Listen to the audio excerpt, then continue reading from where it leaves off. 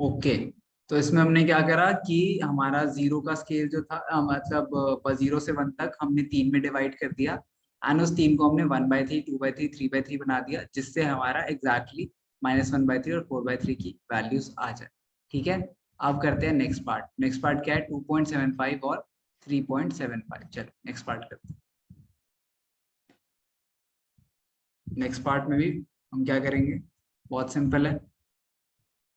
अब क्योंकि मुझे क्या चाहिए, 0.25 चाहिए। ठीक है, मेरा क्या है पॉइंट? मेरा पॉइंट है, पॉइंट बताओ जल्दी से एक बार। पॉइंट पॉइंट पॉइंट बोलो। सर वीक है सर 2.75 और 3.25। 3.25। अच्छा, अब मुझे दिख रहा है सारे 25 के मल्टीपल्स है। ठीक है, तो मैं ग्राफ पेपर पे 0.25 वाले पॉइंट्स ले लेता हूँ। ठीक है, तो ये मेरा बना 0.25। ठीक है, ये बना मेरा क्या? 0.5। ये बना मेरा 0.75। ये बना मेरा 1.25। ठीक है, 1.5, 1.75। ठीक है, ऐसे करते करते आप पॉइंट्स बना लोगे। ठीक है, इसी तरीके से अगर मैं इसको और थोड़ा करेक्ट बनाऊं, ठीक है, इसको थोड़ा बड़ा बना देता हूँ। अब मुझे पता है दोनों पॉजिटिव में है, तो मैं इसको छोटा भी बनाऊं नीचे से तो फर्क नहीं पड़ता, क्योंकि दोनों पॉइंट मेरे पॉजिटिव में है, मुझे इस साइड में ज्यादा पॉइंट्स चाहिए। ठीक है, तो 2.75 एंड 3.25। ओके, तो ये मेरा पॉइंट है। अब मुझे इसे मार्क करना है। मैंने क्या बोला? 25 के बना दो। 1 2 3 4 5 6 7 8 9 10 11 12। तो मेरा वो 25 में 1 2 3 4 1 आया, 1 2 3 4 2 आया, 1 2 3 4 3 आया। ठीक है, इसी तरीके से 1 2 3 4 5 6 7 8 9। तो ये मेरा क्या आया? 1, सॉरी, 1 2 3 4 1, 1 2 3 4 2। ठीक है, एंड देन इसको थोड़ा और एक्सटेंड कर देते हैं। इसको थोड़ा सा और एक्सटेंड कर देते हैं कि हमारा 3 भी आ जाए। तो उसके बाद 2 3 4 एंड 3. एक सेकेंड, 3 4 एंड 3.25। तो ये मैं कनेक्ट कर दूंगा, तो ये बना मेरा 1 2 3 4 3, और ये मेरा क्या है? 3.25। अच्छा, और यहाँ पे अब मुझे क्या मार्क करना है? 2.75। अच्छा, मुझे अगर 2.75 अगर मार्क करना है, तो वो कहाँ पे आएगा मेरा? 2.75 मेरा आएगा, एक सेकंड, हाँ, 2.75 आएगा। 2 यहाँ है, 2.25, 2.5, 2.75, ये पॉइंट आ गया मेरा। अच्छा, 2.75 ये आ गया मेरा पॉइंट। एंड देन ये मुझे कहाँ तक लेके जाना है? ये पॉइंट मुझे लेके जाना है,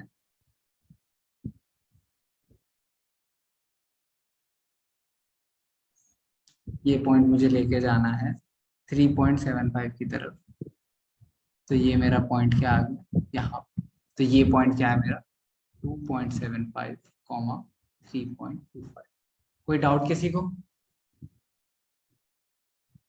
नो सर। नो, पक्का? No sir. सर मेरे देखो, को एक बार सर आप समझा दोगे कि एकदम परफेक्ट स्केल कैसे लेना है?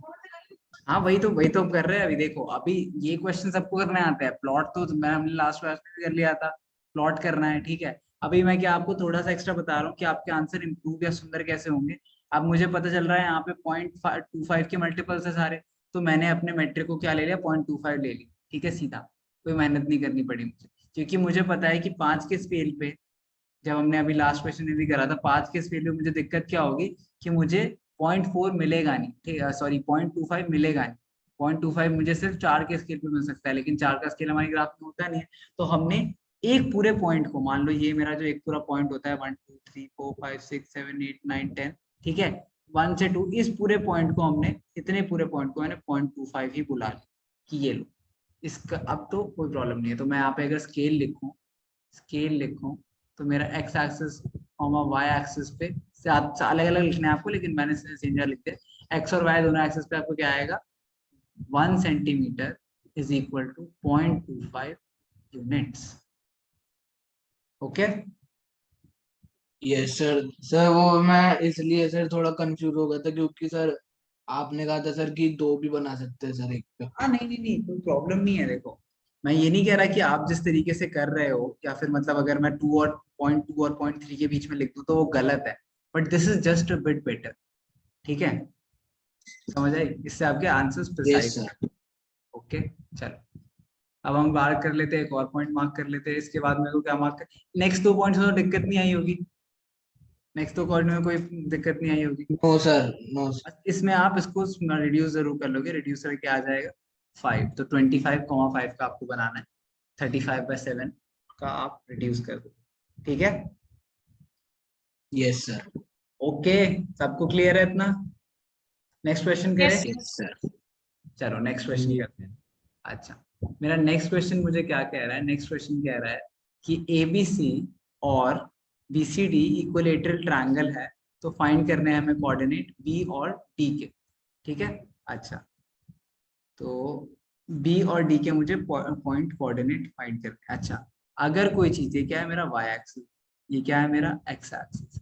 ठीक है, अच्छा, if a point is on y axis, ठीक है, अगर कोई पॉइंट y एक्सिस पे, इसका मतलब क्या है कि के पॉइंट ये सारे पॉइंट, तो यहाँ पे x हमेशा 0 रहेगा, है ना?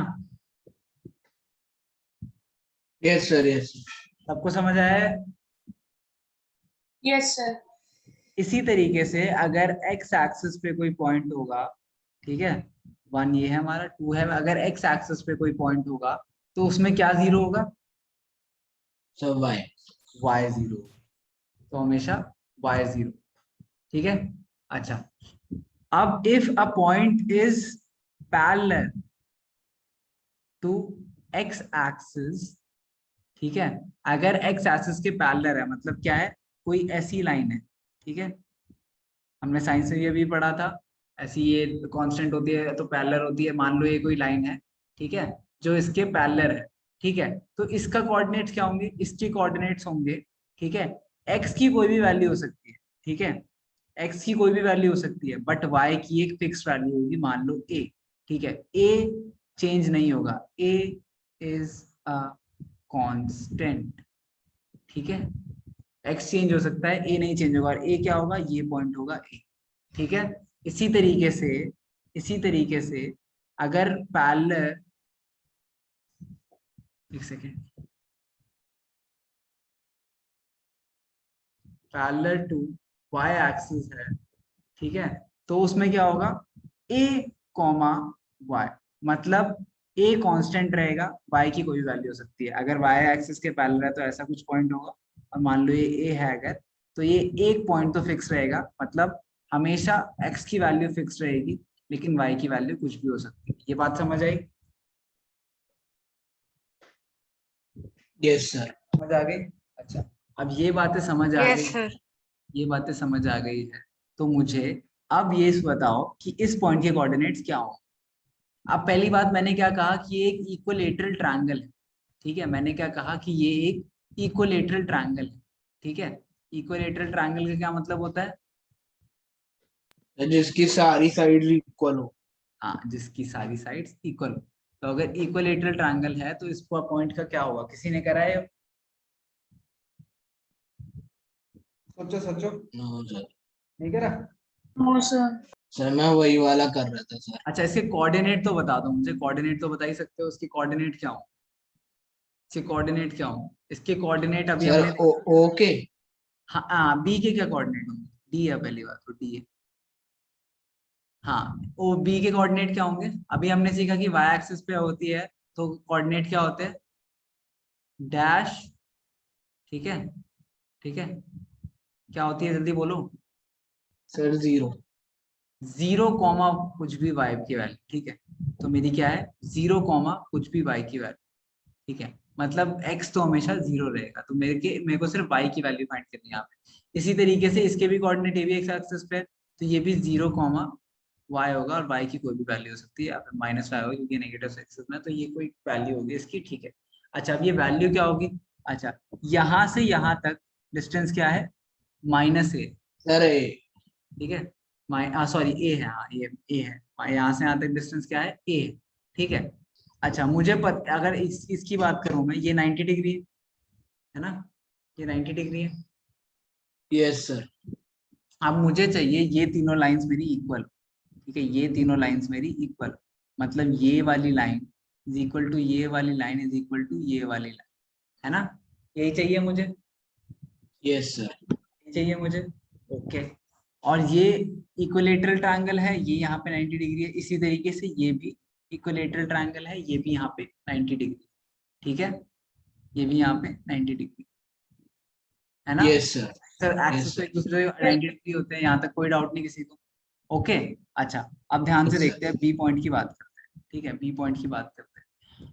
अगर अगर मैं इसको बोलूं, इस पॉइंट को अगर मैं ए बुलाऊं, ठीक है, 0, ए बुलाऊं, ठीक है, अगर मैं इसको 0, ए बुलाऊं, तो मेरा यहां से यहां तक का डिस्टेंस, ये दोनों डिस्टेंसेस इक्वल होंगे, है ना, और ये दोनों डिस्टेंसेस भी इक्वल होंगे, है ना, यस सर। ठीक है। Yes sir. तो इससे मुझे क्या पता चला, इससे मुझे क्या पता चला कि मेरा, अगर आप लोग ध्यान से देखो कि ये दोनों, क्योंकि ये इससे मेरे ये वाले डिस्टेंसेस इक्वल हो गए, ठीक है, ये वाले अगर डिस्टेंसेस मेरे इक्वल है, ठीक है, यहाँ को देखते हैं, ठीक है, मेरा क्या है, यहाँ पे मैं मान लो इसको ओ बुला लेता हूँ, ठीक है, तो अब बीओडी ट्रायंगल मैं अलग से बना लेता हूँ, ठीक है, बीओडी ट्रायंगल मान लो मेरा ये, ठीक है, और बीओडी ट्रायंगल में मैंने क्या कहा, ये इसकी लेंथ क्या है, इसकी लेंथ ए है, इसकी लेंथ भी ए है, तो इसकी लेंथ क्या बन जाएगी, इसकी लेंथ बन जाएगी, पाइथागोरस से हमने सीखा है A square plus A square is equal to BP square, तो ये बन जाएगा √2a, क्यों, क्योंकि 2a square is equal to BP square, ठीक है, तो ये 2a स्क्वायर, तो ये बन जाएगा मेरा √2, है ना, √2a, तो ये √2a बन गया, इसी तरीके से सिमिलरली ये भी √2a बन गया, तो ये दोनों साइड्स तो इक्वल हो गई, ठीक है ना, ये दोनों यस साइड सर। तो इक्वल हो गई, ठीक है। अब ये क्या थर्ड साइड के इक्वल है, अब ए और माइनस ए में कितना डिफरेंस है, ए से लेके माइनस ए तक कितना डिफरेंस है, 2a का, है ना, 2a। यहाँ तक यहाँ ए, यहाँ तक, तो अब 2a मेरा is not equal to √2a, है ना, यस सर। तो बेटा ये ए पॉइंट तो नहीं हो सकता। मैंने क्या समझा अभी, बस मैं ये समझाने की कोशिश कर रहा था कि ये क्या ए पॉइंट हो सकता है, मतलब 0, ए हो सकता है, नहीं, ये 0, ए तो नहीं हो सकता। इतना समझ आ गया, इतना समझ आ यस गया। Yes sir. सर। अच्छा तो अब क्या, और कुछ सोचो, और कुछ सोचो, मुझे क्या चाहिए कि ये इक्वल हो, मुझे चाहिए ये इक्वल हो, सोचो सोचो, मुझे किससे कोई आंसर चाहिए, थोड़ा सा दिमाग लगाओ, थोड़ा सा ही दिमाग सर लगाओ। क्या इक्वल चाहिए सर? मुझे चाहिए कि ये तीनों साइड्स इक्वल हो, तो ऐसी क्या वैल्यू रखूं मैं इस पॉइंट की, बी पॉइंट की, कि मेरे A B equal to B C equal to A C आए, सोचो, 2 मिनट दे रहा हूँ, सोचो। अगर किसी ने बता दिया तो बहुत अच्छी बात है, नहीं बताया तो मैं तो बताऊंगा वो ये। हाँ बोलो शिवांश। वो शायद ओ क्या बोला आपने, अच्छा नहीं, सर ए। इस क्वेश्चन को सॉल्व करते हैं एक और बारी, अभी मैंने पाइथागोरस का भी एग्जांपल दे दिया, अब इसी से इस क्वेश्चन को एक और बार दोबारा ढंग से देखते हैं एंड सॉल्व करते हैं, ठीक है। अच्छा नीचे आते हैं,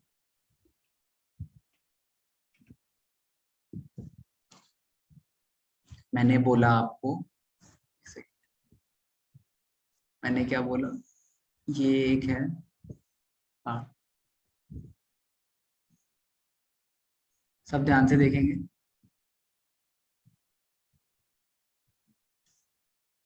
ये मेरा क्या है, ए बी सी डी, और ए के पॉइंट क्या दे रखे हैं, -a, 0, एंड इसके क्या पॉइंट दे रखे हैं, सॉरी 0, ठीक है, ये 2 पॉइंट दे रखे हैं। हमें क्या निकालना है, हमें दिखाना है कि A B is equal to B C is equal to C A, ठीक है। अच्छा अब ए सी मेरा कितना है, ए सी मेरा है 2a, है ना, हाँ ना, इतना समझ आया सबको? Yes AC sir. है, समझ आया सबको? हाँ बोलो। Yes, sir. ओके, तो AC अगर मेरा 2A है तो मेरा AB भी 2A होना चाहिए, है ना? सॉरी, 2A होना चाहिए। Yes sir. मेरा ये AB मेरा 2 है, तभी तो इक्विलेटरल ट्रायंगल बनेगा। ठीक है, अच्छा अब मेरा AB मेरा कितना है? 2A। अच्छा ये लिख लेते हैं। यहाँ से यहाँ तक, अब यहाँ देखो, यहाँ से यहाँ तक मेरी लेंथ A है और मेरा AC कितना है? 2A है। ठीक है, तो हम इसकी वैल्यू निकाल सकते हैं। क्यों? क्योंकि AB square is equal to B, और इस पॉइंट को अगर मैं O ले दूं तो BO square plus OA square, है ना? पाइथागोरस सिंपल, हाँ ना? Yes sir. Yes sir. Okay, तो AB Yes, स्क्वायर sir. मेरा क्या है? 2A square is equal to BO square. BO क्या है मेरा पता नहीं, BO को हम BO रहने देते हैं, प्लस OA कितना है मेरा? A square. ठीक है, तो 2, ये बना मेरा 4A square is equal to BO square plus A square. ठीक है, तो मेरा BO स्क्वायर क्या हुआ? 4A square minus A square, और BO square is equal to 3A square, और BO is equal to √3A। समझ आया था सबको? Yes sir. Yes, sir. तो अब मेरी ये लेंथ क्या आ गई? √3A। तो मैंने क्या बोला था? इस पॉइंट के कोऑर्डिनेट्स मैंने वैसे भी क्या बताए थे? मैंने इस पॉइंट के कोऑर्डिनेट्स बताए थे कि इसके कोऑर्डिनेट्स होने चाहिए 0, क्योंकि ये x axis sorry y axis पे है, तो 0, और y की कोई वैल्यू नहीं चाहिए, जो कि हमारे y की क्या वैल्यू आएगी? √3 है। तो इस पॉइंट के कोऑर्डिनेट तो ये आ गए। इसी तरीके से इस पॉइंट के, क्योंकि ये इसकी मिरर इमेज है, ये इसके अपोजिट में है, बिल्कुल सेम लेंथ पे, सेम लॉजिक, सब कुछ सेम, बस इसका पॉइंट क्या आ जाएगा? 0, -3A। समझ आ गया सबको ये? Yes, sir. Yes, sir. तो ये ऐसे भी क्वेश्चंस होते हैं कोऑर्डिनेट ज्योमेट्री के। तो इतनी जितनी सिंपल लग रही है, उससे थोड़ी सी तो ऊपर नीचे हो सकती है। ठीक है, समझ आ गया सबको ये? Yes sir. Yes, sir. Okay.